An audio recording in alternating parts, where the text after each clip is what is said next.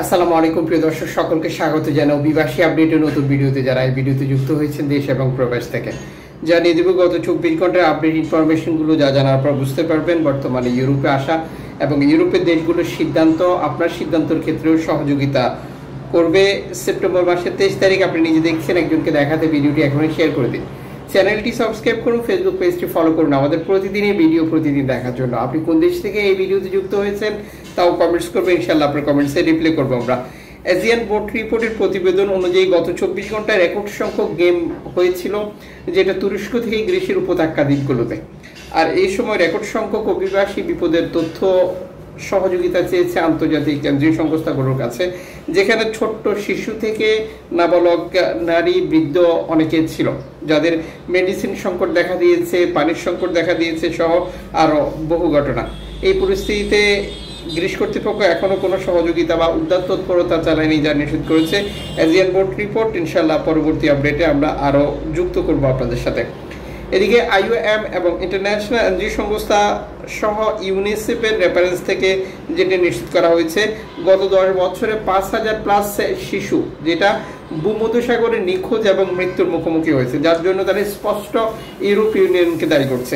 এই ইউরোপ ইউনিয়নকে দায়ী করার মূল বিষয় হচ্ছে যে আপনারা অবগত রয়েছেন যে ভূমধ্যসাগরে শরণার্থী সহযোগিতা করার ক্ষেত্রে ইউরোপ ইউনিয়ন প্রতিনিয়ত প্রতিবন্ধকতা সৃষ্টি করছে। এনজিও সংস্থাগুলোর কার্যক্রমে বাধাগ্রস্ত করার জন্য নানা ধরনের নতুন আইন প্রণয়ন করছে, আর যার ধারাবাহিকতা এই রেকর্ড সংখ্যক শিশুর মৃত্যু, যেটির দায় ইউরোপ ইউনিয়ন এড়াতে পারেন না বলে মত প্রকাশ করা হয়েছে। এদিকে ইউরোপ ইউনিয়নের অর্থায়নে লিবিয়াতে চলছে চরম মানবাধিকারের লঙ্ঘন, যেখানে নির্যাতন, ধর্ষণ, হত্যা সহ আরো বহু ঘটনা, যেটি নিয়ে নতুন একটি প্রতিবেদন প্রকাশ করেছে এনজিও সংস্থাগুলো।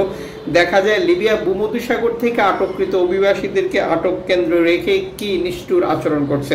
পাশাপাশি চলছে দেশে ফোন করে তাদের প্রিয়জনের কাছ থেকে মুক্তিপণ আদায় করা, যা লাফিয়ে লাফিয়ে বৃদ্ধি পাচ্ছে। আর এই সকল ঘটনার পেছনে স্পষ্টভাবে বাংলাদেশিরা জড়িত।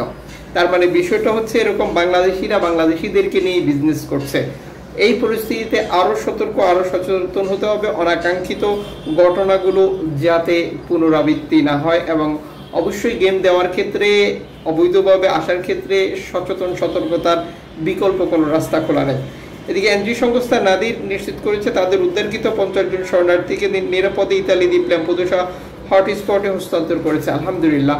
এর আগে ভূমধ্যসাগরে এই নৌকাটি বিপদে পড়েছিল, যেটি নিয়ে অ্যালামফোন রেডিও টেকনোলজি তাদের উদ্ধারের জন্য বার্তা প্রচার করেছিল, কিন্তু তখন পর্যন্ত কেউ তাদেরকে উদ্ধার করেনি। পরিশেষে 5 দিন পরে শরণার্থীদেরকে নাদির উদ্ধার করে ইতালিতে হস্তান্তর করেছে। স্পেশালি ধন্যবাদ তাদেরকে, আল্লাহ তাদের উসিলায় এই বিপদগ্রস্ত শরণার্থীদেরকে উদ্ধারে ভূমিকা রেখেছিল।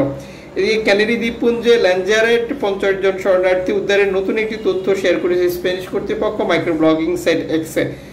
ফ্রান্স থেকে যুক্তরাজ্যে 24 ঘন্টায় 1072 জন শরণার্থী 13টি নৌকায় প্রবেশ করেছে বলে নিশ্চিত করেছে যুক্তরাজ্য সরকার।